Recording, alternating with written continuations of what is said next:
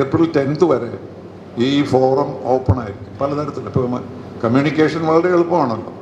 അപ്പോൾ ഫോണിലായാലും ഇൻ്റർനെറ്റിലായാലും നേരെ ആയാലും വർത്തമാനത്തിലായാലും എല്ലാം നിങ്ങളുടെ ഏറ്റവും പ്രധാനപ്പെട്ട ആവശ്യങ്ങൾ നമ്മൾ സ്വീകരിക്കുക. അത് ചർച്ച ചെയ്തിട്ട് അതിൽ എന്താണ് ചെയ്യുന്നത്.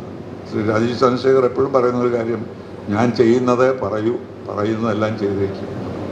അപ്പോൾ അതിന് നമ്മൾ അദ്ദേഹത്തെ ടെസ്റ്റ് ചെയ്യുകയാണ്. അദ്ദേഹത്തോട് നമ്മൾ പറയുകയാണ് ഇതെല്ലാമാണ് നമ്മൾ ചെയ്യേണ്ടത്. അത് അദ്ദേഹം നോക്കിയിട്ട് അദ്ദേഹത്തിൻ്റെ കഴിവിൽ, അദ്ദേഹത്തിൻ്റെ എക്സ്പീരിയൻസിൽ നിന്ന് ഏതൊക്കെ ചെയ്യാൻ കഴിയും, ഏതൊക്കെ ചെയ്യാൻ കഴിയില്ല എന്ന് അദ്ദേഹത്തിന് നമ്മളോട് പറയാൻ കഴിയും. അപ്പോൾ അങ്ങനെ ഒരു മാനിഫെസ്റ്റോ ക്രിയേറ്റ് ചെയ്യുക. ഈ 10-ാം തീയതിക്ക് മുമ്പ് ആളുകളുടെ എല്ലാ അഭിപ്രായങ്ങളും, നമുക്ക് അഭിപ്രായം ഇല്ലയെന്നല്ല, നമുക്ക് ഇതെല്ലാം അറിയാവുന്നതാണ്. പക്ഷേ അത് ഓതൻറ്റിക്കായിട്ടൊരു ക്രോഡീകരിച്ച ആശയങ്ങൾ, ആവശ്യങ്ങൾ അതെങ്ങനെ നിറവേറ്റാൻ കഴിയും എന്ന് ജനങ്ങളുടെ മുന്നിലേക്ക് പോവുക എന്നുള്ളതാണ് ഈ കമ്മിറ്റിയുടെ പ്രധാനമായ ഉദ്ദേശം. ഇതിൽ രാഷ്ട്രീയത്തിന് മുകളിൽ രാഷ്ട്രീയ പാർട്ടികളില്ലാത്തവർക്കുമൊക്കെ സഹകരിക്കാം, നമ്മളാരെയും ഒഴിവാക്കുന്നില്ല. അപ്പോൾ ജനങ്ങളുടേതായ അഭിപ്രായങ്ങൾ ഒന്നിച്ചു കൊണ്ടുവരിക, അത് നമ്മുടെ സ്ഥാനാർത്ഥിയുടെ മുമ്പിൽ അവതരിപ്പിക്കുക, അദ്ദേഹം അതെങ്ങനെ ചെയ്യുമെന്ന് നമ്മളോട് പറഞ്ഞു തരിക എന്നുള്ള ഒരു ഉദ്ദേശത്തോടു കൂടിയാണ് ഞങ്ങൾ ഈ സംരംഭം തുടങ്ങിയിരിക്കുന്നത്. അതിൽ നിങ്ങളുടെ എല്ലാം സഹകരണം ഉണ്ടാകുമെന്ന് പ്രതീക്ഷിക്കാം. നമുക്കത് മാത്രമേ ഉദ്ദേശമുള്ളൂ. തിരുവനന്തപുരം എങ്ങനെ നന്നാകണം, കേരളം എങ്ങനെ നന്നാകണം, ഇന്ത്യ എങ്ങനെ നന്നാകണമെന്ന് മാത്രം. അപ്പോൾ ആ ഒരു ഉദ്ദേശത്തോടു കൂടിയാണ് ഞാൻ എന്നോട് ഈ ആവശ്യപ്പെട്ടപ്പോൾ ഞാനതിനെ സമ്മതിച്ചത്. അതാണ് ഗുണം. ഒരു പാർട്ടി ഇല്ലാത്തത് കൊണ്ട് ഓരോ തെരഞ്ഞെടുപ്പ് വരുമ്പോഴും ആരാണ് നല്ലത് എന്ന് വിചാരിച്ചാൽ അവരോട് സഹകരിക്കാനുള്ള അവസരം എനിക്ക് ലഭിക്കുന്നു. അപ്പോൾ അതുകൊണ്ടാണ് ഞാൻ ഈ തീരുമാനത്തിലെത്തിയതും ഇത് സഹകരിക്കാമെന്ന് സമ്മതിച്ചത്. വളരെ നന്ദി. അടുത്തത്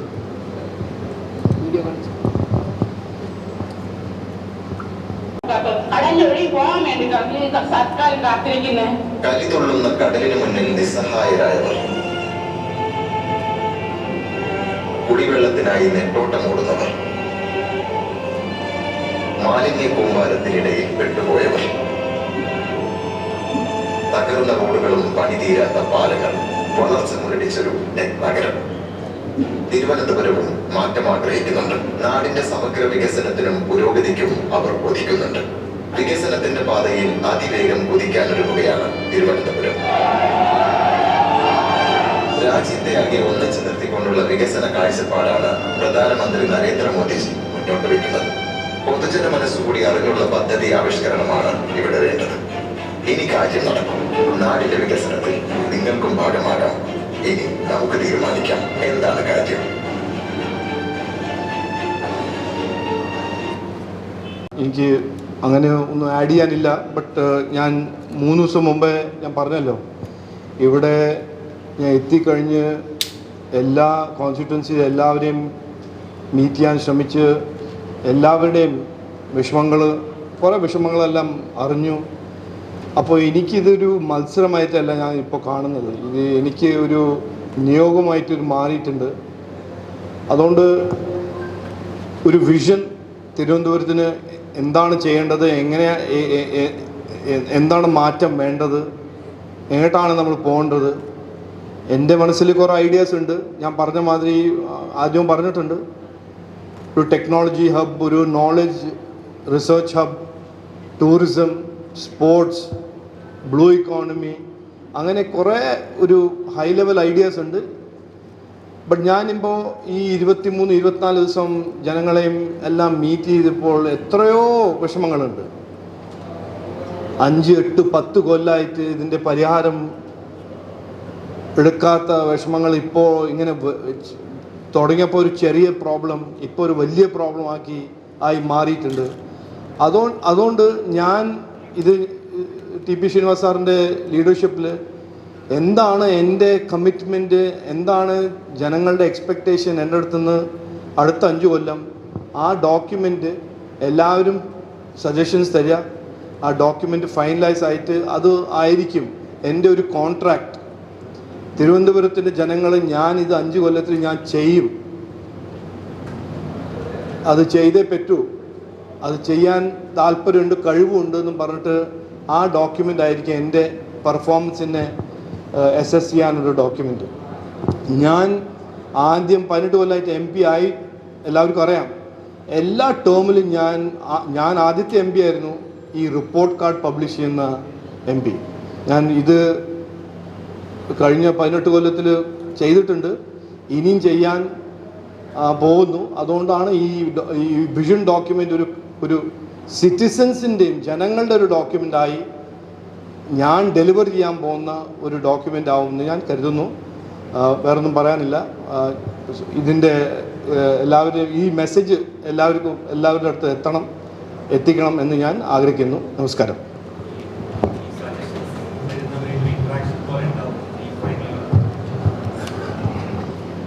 അത് ഞാനിപ്പോൾ എല്ലാ ദിവസവും മീറ്റ് ചെയ്യുന്നുണ്ടല്ലോ, വിഷമങ്ങളെല്ലാം കേൾക്കുന്നുണ്ടല്ലോ, അപ്പോൾ ആ ഇൻട്രാക്ഷൻ നടക്കുന്നുണ്ട്.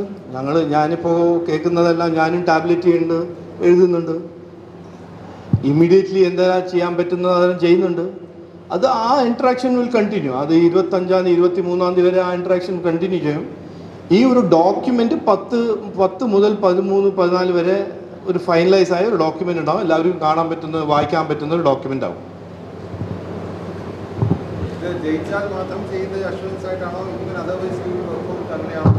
ഞാൻ പറഞ്ഞില്ലേ, എൻ്റെ ഒരു നിയോഗമായി മാറിയിട്ടുണ്ട്. അത് ഇനി ഞാൻ ഇപ്പോൾ കാണുന്നതെല്ലാം വളരെ സങ്കടത്തോടാണ് കാണുന്നത്. ഇങ്ങനെ ഒരു നെഗ്ലിജൻസും ഇങ്ങനൊരു ഡിക്ലൈൻ, അതിന് മാറ്റണം.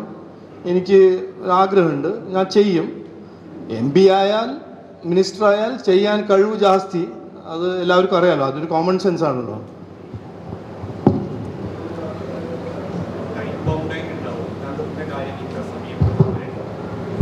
ഇല്ല, ഇതിപ്പോൾ കുറച്ച് ജാസ്തിയായിപ്പോയി. 15 കൊല്ലമായിട്ട് ആരും ഒന്നും ചോദിച്ചില്ല. ഇപ്പോൾ you want time bound, minute bound, hour bound. ഞാൻ പറയുന്നത് 5 കൊല്ലത്തിൽ ഞാൻ ചെയ്യാൻ പോകുന്നു.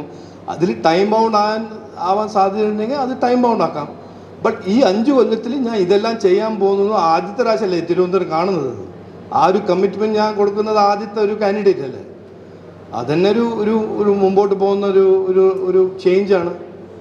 അതുകൊണ്ട് വെറെവർ പോസിബിൾ അതിൽ ടൈം ഇടാൻ ഞാൻ നോക്കാം. ബട്ട് ഇതന്നെ ഒരു വലിയൊരു എനിക്ക് തോന്നുന്നു ഒരു കോൺട്രാക്ട് മാതിരി, ഒരു കമ്മിറ്റ്മെൻറ്റ്, ഇങ്ങനത്തെ ഒരു കമ്മിറ്റ്മെൻറ്റ് ഇതുവരെ 20-25 കൊല്ലമായിട്ട് തിരുവനന്തപുരത്ത് ആരും ഒരു MP കൊടുത്തിട്ടില്ല. ഞാൻ കൊടുക്കാൻ തയ്യാറാണ്, തരാൻ തയ്യാറാണ്. അല്ല, അത് ശരിയാ. Okay, I withdraw that. അത് ശരിയാ. അല്ല, പറഞ്ഞത് ചെയ്യുന്ന സാധനങ്ങൾ ഞാൻ ഈ ഡോക്യുമെൻ്റ് ഇടാം. അതുകൊണ്ട് ആ ഒരു മെഷർ ചെയ്താൽ മതി. പറഞ്ഞിട്ടുണ്ട് കുറേ ആൾക്കാർ, ചെയ്തിട്ടില്ല. ഞാൻ പറഞ്ഞത് ചെയ്യുന്ന ആളാണ്, അത് ഞാൻ ഈ ഡോക്യുമെൻറ്റിൽ പറയാം. ഇതെല്ലാം ചെയ്യാൻ പോകുന്ന സാധനങ്ങളാണ്. ഞാൻ വെറുതെ എൻ്റെ 18 കൊല്ലം രാഷ്ട്രീയത്തിൽ ഞാൻ അങ്ങനെ ഒന്നും ചെയ്തിട്ടില്ല ഇതുവരെ. പോളിറ്റിക്സ് ഓഫ് പെർഫോമൻസ് പറയുമ്പോൾ ഞാൻ പെർഫോം ചെയ്യുന്ന MP ആയിരുന്നു, ആണ്, ആവും. ഇതാവാൻ പോകുന്നത് തിരുവനന്തപുരത്തിൻ്റെ കോണ്ടെക്സ്റ്റിൽ. ഈ തിരുവനന്തപുരം ലോക്സഭാ മണ്ഡലത്തിലെ വിജയം ഏറ്റവും കൂടുതൽ സ്വാധീനിക്കുന്നത് തീരദേശ മേഖലയിലെ വോട്ടാണ്. ഇന്നലെ കഴിഞ്ഞ ദിവസം ലഫ്റ്റനന്റ് ആർച്ച് ബിഷപ്പ് തോമസ് ഏറ്റവും പരാമർശം അദ്ദേഹത്തിൻ്റെ നടത്തി താങ്കൾ ശ്രദ്ധയിൽപ്പെട്ടിരുന്നു. ഈ മണിപ്പൂർ അടക്കമുള്ള വിഷയങ്ങൾ അത് അവർക്ക് ആശങ്കയായിരിക്കുന്നുണ്ട്. അതിലെങ്ങനെയാണ് താങ്കൾ ഞാൻ ഇത് ആദ്യം പറഞ്ഞതല്ലേ, ഈ ആശങ്ക എന്ന് പറഞ്ഞത് എല്ലാവരും ഒരു പോയിസൺ ചെയ്ത് ഇത് 10, 20, 30 കൊല്ലമായിട്ട് ഇതിങ്ങനെ പ്രോപ്പഗാൻഡ നടത്തുന്നതല്ലേ ചില 2 പാർട്ടീസ്. ഈ ഇലക്ഷൻ ടൈമിൽ പെർഫോമൻസിൻ്റെ ടോപ്പിക്കിൽ നമ്മൾ ഡിസ്കസ് ചെയ്യുന്ന സമയത്ത് അവർ എല്ലാ ടോപ്പിക്കും ഡിസ്കസ് ചെയ്യും, ഈ പെർഫോമൻസ് മാത്രം ഡിസ്കസ് ചെയ്യില്ല. 8 കൊല്ലം ഇവിടെ CPI എന്ത് ചെയ്തു, 10 കൊല്ലം കോൺഗ്രസിന് അവസരം കിട്ടിയപ്പോൾ അവരെന്ത് ചെയ്തു, ഇവിടുത്തെ MP 5 കൊല്ലം മിനിസ്റ്റർ ആയിരുന്നല്ലോ, അപ്പോൾ എന്ത് ചെയ്തു, അതൊന്നും പറയില്ല. ഇങ്ങനെ ഓരോരോ ഫോൾസ്ഹുഡ്സും സ്പ്രെഡ് ചെയ്ത് ജനങ്ങളെ പേടിപ്പിക്കാനാണ് അവരുടെ ഒരു സ്ട്രാറ്റജി. ഞങ്ങളത് ട്രൂത്ത് പറയും, ഇതാണ് ട്രൂത്ത്, ഇതാണ് ഫാക്റ്റ്. അല്ല, ആ ഇഷ്യൂ അറിഞ്ഞില്ല, ഇതൊരു ഇയർ എൻഡിങ് ഇഷ്യൂ ആയിരുന്നു. അവർ ഇയർ എൻഡിങ് അത് പത്തനംതിട്ട അഡ്മിനിസ്ട്രേഷൻ ചെയ്തു. സെയിം ഇയർ എൻഡിങ് 2 ദിവസം നമുക്ക് പണിയെടുക്കണം. അതിനെപ്പറ്റി ആരും പറഞ്ഞില്ല. അത് ഞങ്ങൾ ഇമ്മീഡിയറ്റ്ലി ക്ലാരിഫൈ ചെയ്തു, അത് മാറ്റി. പിന്നെ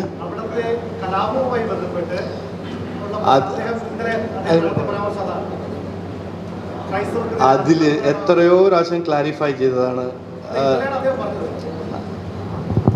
അനു, അതായത് അത് ദേശീയ തലത്തിൽ തന്നെ ഒരു മണിപ്പൂർ നടന്ന സംഭവമായിട്ട് ബന്ധപ്പെട്ട് ഒരു സഭ ഒരു കാര്യം തീരുമാനിച്ചിട്ടുണ്ട്. ഞങ്ങൾ ഈ വിഷയം തന്നെ പിതാവുമായിട്ട് സംസാരിച്ചു, നെറ്റോ തിരുമേനിയിട്ട് ഞങ്ങൾ സംസാരിച്ചു. കടലോര മേഖലയിലുള്ള ആശങ്ക കടലാക്രമണമാണ്. 1-2 മഴ കൂടെ പെയ്തു കഴിഞ്ഞാൽ 100 കണക്കിന് വീടുകളും അവരുടെ ആരാധനാലയങ്ങളും കടലെടുക്കുമെന്നുള്ളതാണ് കടലോര മേഖലയിൽ ജീവിക്കുന്നവരുടെ ആശങ്ക എന്നാണ് ഞങ്ങൾ മനസ്സിലാക്കിയത്. ഇന്ന് വൈകുന്നേരം അദ്ദേഹം പൊഴിയിൽ പോകുന്നുണ്ട്. ഇന്ന് വൈകുന്നേരം അദ്ദേഹം പൊഴിയിൽ പോകുന്നത് BJPയോ അവിടുത്തെ പാർട്ടി പ്രവർത്തകരോ നിശ്ചയിച്ച പരിപാടിക്കല്ല.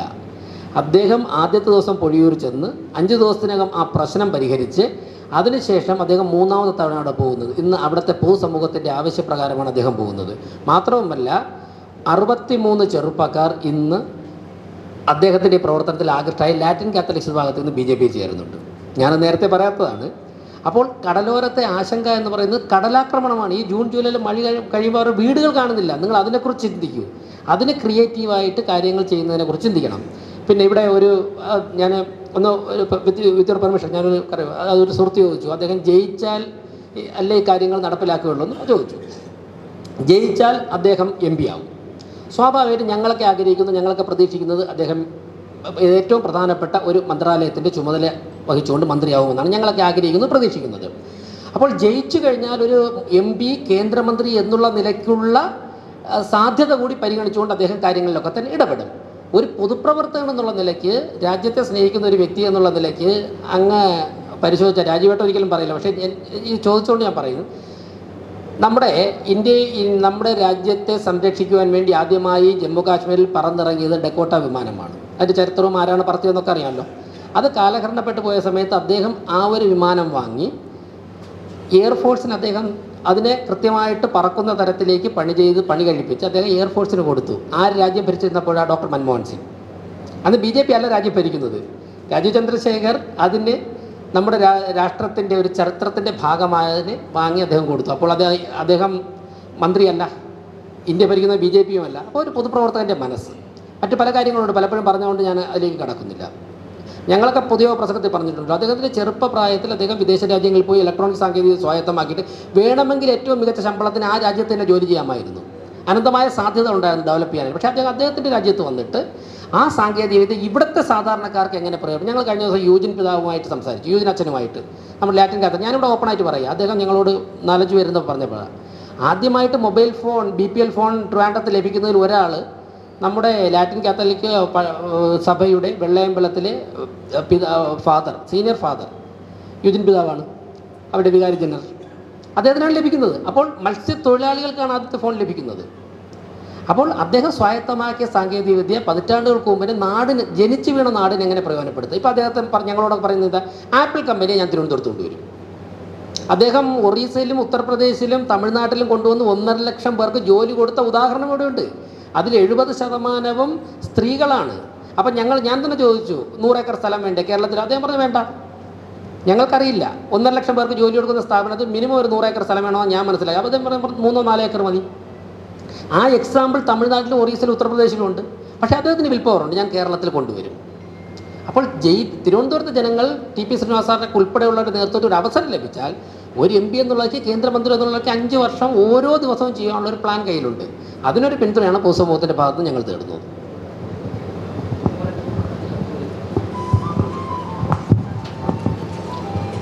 സാധാരണ തെരഞ്ഞെടുപ്പ് കാലത്ത് മത്സരിക്കുന്ന രാഷ്ട്രീയ പ്രസ്ഥാനങ്ങൾ ഈ തെരഞ്ഞെടുപ്പ് പ്രകടന പത്രികകൾ ഇറക്കാറുണ്ട്. പിന്നെ അവരത് തട്ടിയെടുത്ത് നോക്കുന്നത് അടുത്ത തെരഞ്ഞെടുപ്പ് കാലത്താണ്. പക്ഷെ അതിലൊന്നൊരു വ്യത്യസ്തമായ ഒരു ഭരണമാണ് നമ്മൾ കണ്ടുകൊണ്ടിരിക്കുന്നത്. അതിൻ്റെ പേരിൽ ധാരാളം വിവാദങ്ങൾ നടക്കുന്നുണ്ട്. ഞാൻ അതിലേക്കൊന്നും പോകുന്നില്ല. പ്രകടന പത്രികയിൽ പറഞ്ഞിട്ടുള്ള കാര്യങ്ങൾ ഒന്നൊന്നായി ധൈര്യത്തോടെ നടപ്പാക്കിക്കൊണ്ടിരിക്കുന്ന ഒരു ഗവൺമെൻറ്റിൻ്റെയും ഒരു പ്രസ്ഥാനത്തിൻ്റെയും പ്രതിനിധിയായാണ് ശ്രീ രാജീവ് ജി ഇവിടെ മത്സരിക്കുന്നത്. ഒരു സ്ഥാനാർത്ഥി എന്ന നിലയിൽ പോയി വോട്ട് ചോദിച്ച് തൊഴുതു പോവുക മാത്രമല്ല അദ്ദേഹം ചെയ്യുന്നത്. ഓരോ വിഭാഗത്തെ കണ്ടും അവരുടെ വ്യക്തിപരമായ പ്രശ്നങ്ങളടക്കം ചോദിച്ച് അതിന് പരിഹാരം കാണാൻ കഴിയുന്ന വിധത്തിൽ എന്തെങ്കിലും ചെയ്യാൻ കഴിയുമോ എന്ന് മനസ്സിലാക്കി അത് കുറിച്ചെടുത്ത് തീർച്ചയായും വളരെ ആത്മാർത്ഥമായുള്ള സമീപനമാണ് അദ്ദേഹത്തിൻ്റെ ഭാഗത്തുനിന്ന് ഉണ്ടാകുന്നത്. പൂർണ്ണമായും നമുക്ക് വിശ്വസിക്കാം ഈ നഗരത്തിന്, ഈ നഗരവാസികൾക്ക് ഒരു നല്ല ഭാവി ഉണ്ടാക്കാൻ ഇപ്രാവശ്യം എന്തായാലും നമുക്ക് അവസരം ലഭിക്കും. അതിന് യാതൊരു സംശയവും വേണ്ട. ഈ പ്രകടന പത്രിക നിങ്ങൾക്ക് അനുഭവമുള്ളതാണ്, നിങ്ങൾക്ക് അറിയുന്നതാണ്. പൂർണ്ണമായി നടപ്പാക്കുന്ന ഒരു സമീപനമാണ് ഭാരതീയ ജനതാ പാർട്ടിയുടെ നേതൃത്വത്തിലുള്ള ദേശീയ ജനാധിപത്യ സഖ്യം ഇതുവരെ ചെയ്തിട്ടുള്ളത്, നാളെ ചെയ്യാൻ പോകുന്നതും.